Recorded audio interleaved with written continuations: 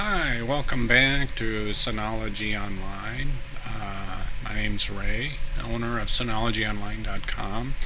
Today I'm going to talk to you about a very special case. I get these maybe once a month, sometimes once every 2 months. And you can see it arrived in the box a little distorted. And this is not a normal NAS, and this is why this box probably got kind of beat up when it came here. So this actually is an Iosafe. These are very heavy units, and it's one of the most difficult unit to service. So I believe this is an Iosafe 1515.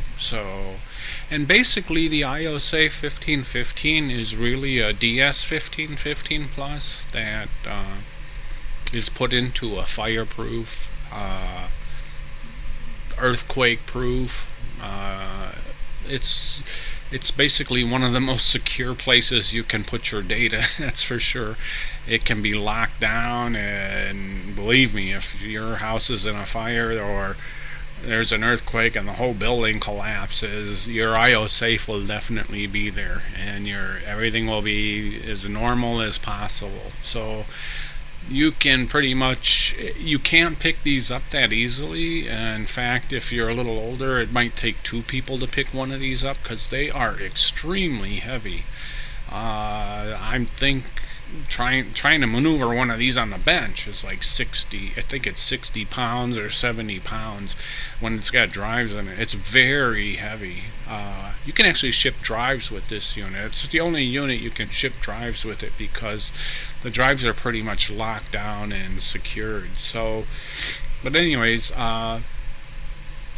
let's see here. I wanted to go over. So this is what it looks like in the box. It was in parts. A customer told me that he had tried to fix it and he took it apart. So he says, I'll send it to you while I still have it apart and put things in little baggies and stuff. And when I thought about him sending it in parts, it was my fault too, because I thought to myself, well, this would be like sending a NAS that's in parts, because I get that. But I realized when he sent it in parts with all that weight, things just started getting bent up and stuff. But I told him to put it together, but he says, it should be okay, I'll box it good. So he sent it in parts. So you can obviously see things didn't look too good when it arrived. Box damage. I take pictures of box damage when they send these, so to make sure that if there's any damages, you can file a claim. Yeah, when you file claims too, make sure you take pictures of the box and stuff if it looks damaged before you open it. So, and you can see this is what the box looked like. So I started disassembling it and seeing what was in the box. Actually, I'm sorry, I didn't disassemble it here. I just took it out of the box. And you can see the front's kind of leaning forward. The SATA expansion fan board was all bent. This one got damaged from the white packs, actually, because the device is surrounded by ceramic pads, and it's ceramics like glass, so when it cracks, it breaks, it falls apart. So in this particular case, they got wedged in here as the box was being shipped and moved around, and it started distorting things. And here's a good picture of the ceramic that cracked and fell apart.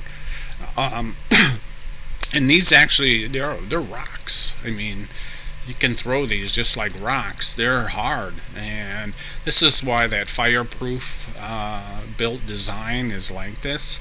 So, and in this case, it messed up the board. Look at the front panel. I mean, I actually spent a couple of weeks with this unit because not only do I fix NASs, but if I have to, I straighten out all the metals. I paint them if they need to be painted. I try to put it back together the way it was.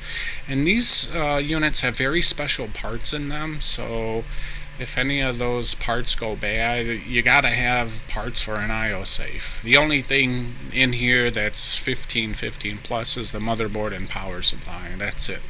So, and it's not easy to work on, believe me. Try moving this around, and trying to take it apart takes. I pretty much put it on a pad and just float it around the bench, so this way I can move it around. Here's another shot of the board that was distorted, that SATA fan board. So this one turned out rough. The cable ended up ripping off for the motherboard. I have to put a new cable in. I replace these cables, so if you need one, just let me know for any NAS. It's the same as on the 1515 plus. So more pictures I took of the damage. If you notice in the top of this picture, in fact, there's a black edge connector there. Yeah, the edge connector ripped right off of one of the daughter boards, so that was a job. And here it is. I took it off. It actually ripped off this board, so I had to replace that. And this is why this one actually took some time. It wasn't an easy project, actually. So here I have it apart. I was sending pictures to the customer, showing him. Again, there's another picture with that connector still stuck on it. All the connectors on these units are locked, so they don't come loose. Where my mouse is that daughter board where the connector ripped off. So, and actually this board is designed to kind of float in the chassis, especially during shipping, because if it was too solid it would crack even when it's new in shipping. So it kind of has some flexibility in there. So anyways, I had taken it out.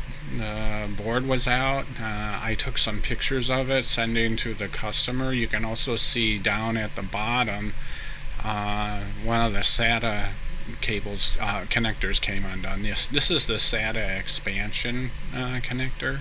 So yeah, it wasn't fun, but I love doing it, so it was no problem for me. And obviously the motherboard for these pretty much no different than the 1515 plus. So if you actually can fit an 1815 board in there, you can have a Iosafe 1815. So, but it has different mount holes and stuff like that, so you're not going to be able to do that. Here's another shot of that front cover, trying to get an idea what it looks like. So I had the whole unit disassembled and took the motherboard out. I took some pictures of that. I also one of the trays was missing, so I actually make 3D printed trays for units. So if you ever need 3D printed ones, I make them for the 1515, 1815.